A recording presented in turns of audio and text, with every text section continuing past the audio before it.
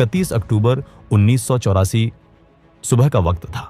प्रधानमंत्री इंदिरा गांधी अपने निवास से निकलकर पास ही मौजूद एक दूसरे बंगले की ओर जा रही थी।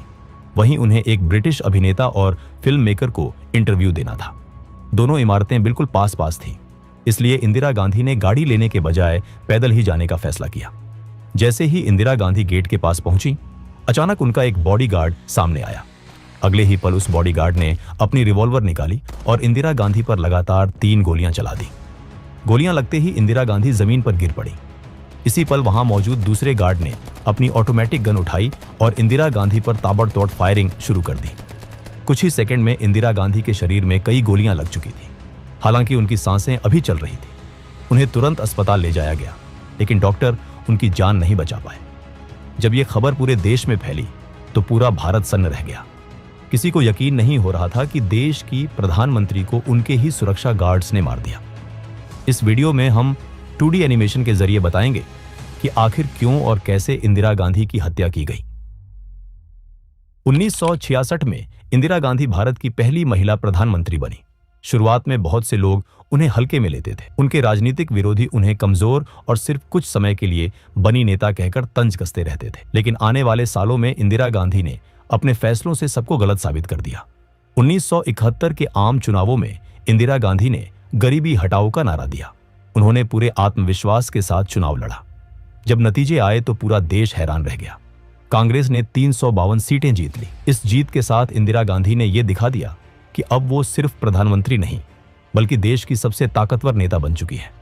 उनकी अगुवाई में ही 1971 का भारत पाक युद्ध हुआ। इस युद्ध में भारत ने पाकिस्तान को करारी शिकस्त दी और ईस्ट पाकिस्तान अलग होकर बांग्लादेश बन गया। 1974 में दुनिया के कई देशों के विरोध के बावजूद भारत ने परमाणु परीक्षण किया और अपनी ताकत का ऐलान कर दिया। कुछ ही सालों में इंदिरा गांधी को आयरन लेडी कहा जाने लगा, लेकिन राजनीति में कामयाबी के साथ विवाद भी चलते रहे। 1971 में इंदिरा गांधी ने रायबरेली से चुनाव जीता था। उनके विरोधी ने आरोप लगाया कि चुनाव में गलत तरीकों का इस्तेमाल किया गया। मामला इलाहाबाद हाई कोर्ट तक पहुंचा। कोर्ट ने इंदिरा गांधी को दोषी माना और उन पर चुनाव लड़ने की रोक लगा दी। इसके बाद इंदिरा गांधी सुप्रीम कोर्ट पहुंची। सुप्रीम कोर्ट ने उन्हें प्रधानमंत्री बने रहने की इजाजत दे दी, लेकिन इस फैसले के बाद देश भर में जोरदार विरोध शुरू हो गया। 1975 में दिल्ली के रामलीला मैदान में जयप्रकाश नारायण ने इंदिरा गांधी पर लोकतंत्र खत्म करने का आरोप लगाया। उसी समय देश में रेल हड़ताल, महंगाई और भ्रष्टाचार जैसे मुद्दे भी चल रहे थे। इंदिरा गांधी की कुर्सी डगमगाने लगी। जब उन्हें लगा कि उनकी सरकार गिर सकती है, तब उन्होंने एक बहुत बड़ा और विवादित फैसला लिया। 25 जून 1975 की आधी रात को पूरे देश में आपातकाल लागू कर दिया गया। लोगों के अधिकार छीन लिए गए, प्रेस पर पाबंदी लग गई और लोकतंत्र लगभग थम सा गया। करीब 2 साल तक देश आपातकाल के साए में रहा। 1977 में जब चुनाव हुए तो जनता ने अपना गुस्सा वोट के जरिए दिखा दिया। इंदिरा गांधी को करारी हार का सामना करना पड़ा। पंजाब में भी कांग्रेस हार गई और अकाली दल ने प्रकाश सिंह बादल की अगुवाई में जीत हासिल कर ली। लेकिन इंदिरा गांधी इतनी आसानी से हार मानने वालों में से नहीं थी। सत्ता में वापसी के लिए उन्होंने पंजाब की राजनीति पर ध्यान देना शुरू किया। वहां उन्होंने एक स्थानीय प्रचारक जरनैल सिंह भिंडरावाले को समर्थन दिया। भिंडरावाले ने लगातार 3 साल तक जमीन स्तर पर काम किया, लोगों के बीच गए और कांग्रेस को मजबूत करने की कोशिश की। 1980 के लोकसभा चुनावों के साथ साथ पंजाब विधानसभा चुनावों में भी कांग्रेस को जीत मिली। इंदिरा गांधी एक बार फिर सत्ता में लौट आई, लेकिन इस हार से अकाली दल काफी नाराज हो गया। अकाली दल ने मांग उठाई कि पंजाब को एक अलग सिख डोमिनेटेड पंजाबी भाषा बोलने वाले स्टेट के रूप में ज्यादा अधिकार मिलने चाहिए। इस मांग को जरनैल सिंह भिंडरावाले का भी खुला समर्थन मिल गया। अकाली दल अपनी बात राजनीतिक और संवैधानिक तरीके से रख रहा था, लेकिन भिंडरावाले का रास्ता कहीं ज्यादा कठोर था। उसकी भाषणबाजी धीरे धीरे और तेज होती गई और पंजाब का माहौल बदलने लगा। कुछ ही सालों में पंजाब में उग्रवाद बढ़ने लगा। डर, हिंसा और अविश्वास का माहौल चारों तरफ फैलने लगा। सिख समुदाय की सबसे पवित्र जगह गोल्डन टेम्पल को कुछ उग्रवादी संगठनों ने अपना ठिकाना बना लिया। वहीं से उनके ऑपरेशन चलने लगे। इस पूरे नेटवर्क का सबसे बड़ा चेहरा था जरनैल सिंह भिंडरावाले। पंजाब में हालात लगातार बिगड़ रहे थे और इंदिरा गांधी चाहती थीं कि किसी भी तरह शांति वापस लाई जाए। आखिरकार जून 1984 में इंदिरा गांधी ने एक बहुत बड़ा और मुश्किल फैसला लिया। उन्होंने ऑपरेशन ब्लू स्टार को मंजूरी दे दी।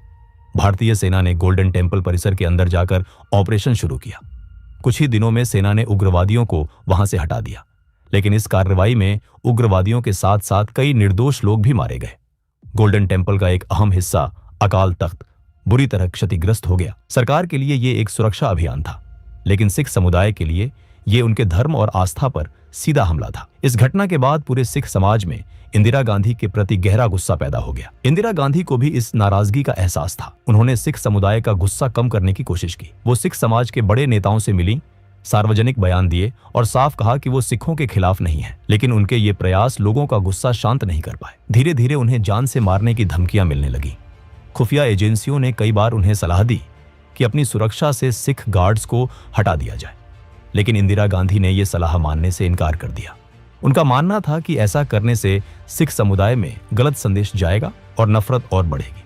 साथ ही उन्हें अपने सिख गार्ड्स पर पूरा भरोसा था। इन्हीं गार्ड्स में से एक था बेअंत सिंह, जो पिछले 10 सालों से इंदिरा गांधी की सुरक्षा में तैनात था। लेकिन ऑपरेशन ब्लू स्टार ने बेअंत सिंह को अंदर से तोड़ दिया था। वो अक्सर अपने अंकल कहर सिंह के साथ गुरुद्वारे जाने लगा। एक दिन कथा सुनते समय बेअंत बहुत भावुक हो गया और जोर जोर से रोने लगा। तब कहर सिंह ने उससे कहा, रो क्यों रहा है, बदला ले। यहीं से बेअंत सिंह के मन में ऑपरेशन ब्लू स्टार का बदला लेने का विचार पक्का हो गया। धीरे धीरे उसके दिमाग में इंदिरा गांधी को मारने की एक खौफनाक योजना बनने लगी।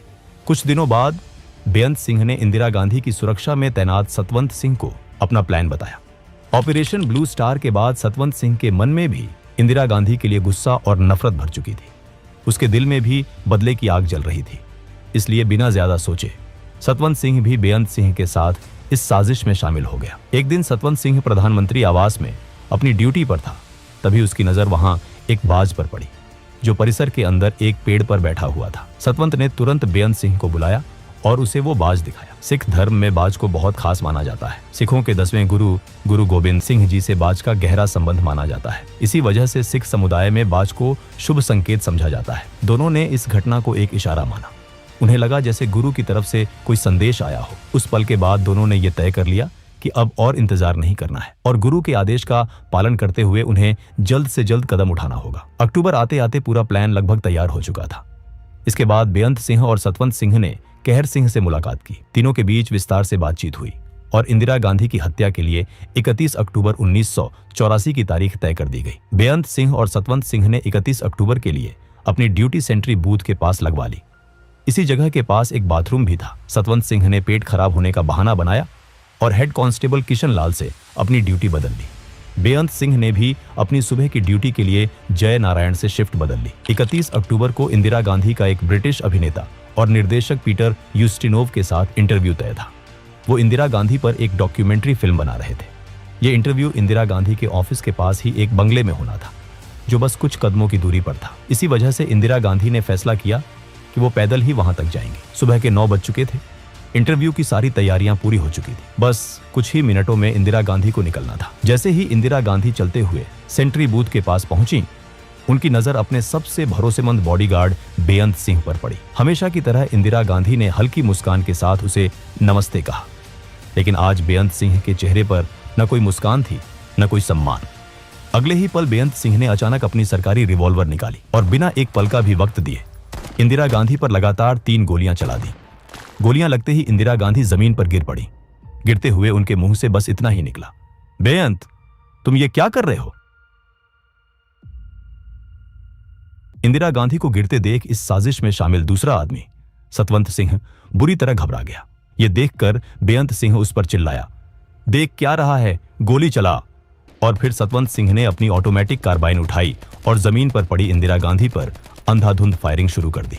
गोलियों की आवाज सुनते ही आसपास तैनात सुरक्षा गार्ड और आईटीबीपी के जवान दौड़ते हुए वहां पहुंच गए। बेअंत सिंह और सतवंत सिंह को चारों तरफ से घेर लिया गया। जवाबी फायरिंग हुई। इस फायरिंग में बेअंत सिंह वहीं ढेर हो गया, जबकि सतवंत सिंह गंभीर रूप से घायल हुआ और उसे जिंदा पकड़ लिया गया। उधर इतनी ज्यादा गोलियां लगने के बाद भी इंदिरा गांधी की सांसें अभी चल रही थी। वो जिंदा थी। आर के धवन और सुरक्षा कर्मचारी दिनेश भट्ट ने तुरंत उन्हें उठाया और एक एम्बेसडर कार की पिछली सीट पर लिटा दिया। बिना एक पल गवाए गाड़ी सीधे एम्स की तरफ दौड़ पड़ी। सुबह लगभग 9:30 बजे इंदिरा गांधी को एम्स पहुंचाया गया। देश के सबसे बेहतरीन डॉक्टर उनके इलाज में जुट गए। ऑपरेशन थिएटर के बाहर सोनिया गांधी का रो रो कर बुरा हाल था। राजीव गांधी उस वक्त पश्चिम बंगाल के कांटी में चुनाव प्रचार के लिए गए हुए थे। तब तक कई वरिष्ठ कांग्रेस नेता भी एम्स पहुंच चुके थे। उनके चेहरों पर सिर्फ दुख नहीं बल्कि डर भी साफ दिख रहा था। डर इस बात का कि अगर इंदिरा गांधी नहीं बची तो देश एक बार फिर आग में जल सकता है। लगातार कई घंटों तक डॉक्टरों ने ऑपरेशन थिएटर में इंदिरा गांधी की जान बचाने की हर मुमकिन कोशिश की, लेकिन जख्म बहुत गहरे थे और खून जरूरत से ज्यादा बह चुका था। आखिरकार दोपहर लगभग 2 बजे डॉक्टरों ने इंदिरा गांधी को मृत घोषित कर दिया। लेकिन सरकार के लिए यह सिर्फ एक मौत की खबर नहीं थी, ये एक ऐसी खबर थी जो पूरे देश को आग में झोंक सकती थी। इसी डर की वजह से शाम तक इंदिरा गांधी की मौत की आधिकारिक जानकारी मीडिया से छुपा कर रखी गई। राजीव गांधी को तुरंत संदेश भेजा गया और कुछ ही घंटों में वो दिल्ली पहुंच गए। इसके बाद कांग्रेस के शीर्ष नेताओं के बीच एक गंभीर चर्चा शुरू हुई। सवाल सिर्फ एक था, देश का अगला प्रधानमंत्री कौन होगा। लगभग सभी की राय एक जैसी थी कि राजीव गांधी को ही ये जिम्मेदारी संभालनी चाहिए। लेकिन राजीव गांधी की पत्नी सोनिया गांधी इस फैसले के खिलाफ थी। सोनिया को डर था कि अगर राजीव प्रधानमंत्री बने तो कहीं उनकी जान को भी खतरा ना हो। काफी देर तक बातचीत और मंथन चलता रहा, लेकिन आखिरकार यह तय हो गया कि राजीव गांधी ही देश के नए प्रधानमंत्री होंगे। उधर जैसे ही इंदिरा गांधी को गोली लगने की खबर फैली, एम्स के बाहर लोगों की भारी भीड़ जमा हो गई। सभी को अब भी उम्मीद थी कि शायद इंदिरा गांधी बच जाए। लोग प्रधानमंत्री की हालत जानने के लिए बेचैन थे। हालात तब और बिगड़ गए जब धीरे धीरे लोगों तक ये बात पहुंची कि इंदिरा गांधी को बचाया नहीं जा सका और उनकी हत्या उनके ही 2 सिख गार्ड्स ने की है। धीरे धीरे सिख विरोधी नारे लगने लगे। स्थिति इतनी खराब हो गई कि विदेश दौरे से लौटकर सीधे एम्स पहुंच रहे राष्ट्रपति ज्ञानी जैल सिंह की गाड़ी पर भी पत्थरबाजी शुरू हो गई, सिर्फ इसलिए क्योंकि वो भी सिख थे। अस्पताल के पास से गुजर रही बसों को रोका जाने लगा। सिखों को बसों से खींचकर बाहर निकाला गया और उनके साथ मारपीट शुरू कर दी गई। शाम 6 बजे ऑल इंडिया रेडियो और रात 8 बजे दूरदर्शन पर जब इंदिरा गांधी की मौत की खबर आधिकारिक तौर पर प्रसारित की गई, तब तक ये खबर पूरे देश में फैल चुकी थी। जैसे जैसे खबर का दायरा बढ़ता गया, वैसे वैसे दंगों का दायरा भी फैलता चला गया। पूरे देश में अफरा तफरी मच गई। 31 अक्टूबर की रात ही राष्ट्रपति ने राजीव गांधी को प्रधानमंत्री पद की शपथ दिला दी। लेकिन सबसे भयावह मंजर दिल्ली का था। यहां दंगे अपने चरम पर पहुंच चुके थे। जगह जगह हिंसा हो रही थी। लोग डर के मारे अपने घरों में बंद हो गए थे। ऐसा लग रहा था जैसे पूरे देश में कर्फ्यू लग गया हो। एक तरफ पुलिस सतवंत सिंह से पूछताछ कर रही थी, तो दूसरी तरफ इंदिरा गांधी की हत्या की साजिश में शामिल बाकी लोगों की तलाश भी जारी थी।